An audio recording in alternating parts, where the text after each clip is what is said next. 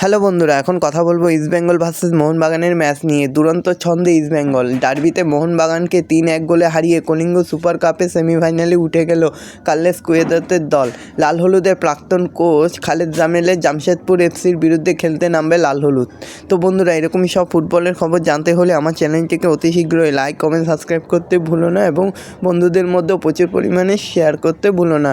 তো বন্ধুরা, শুক্রবার 3-1 গোলে জয়ের হিরো যদি কেউ হন তাহলে তা হবেন ইস্টবেঙ্গল ক্যাপ্টেন কিল্টন সিলভা।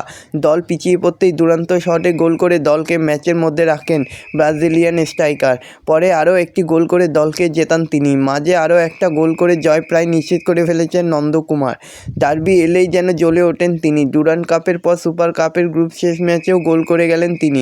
ঠিক সময়ে ঠিক জায়গায় মাথা ঠান্ডা রেখে গোলটা করে মোহনবাগানকে আরও চাপে ফেলে দিলেন নন্দা।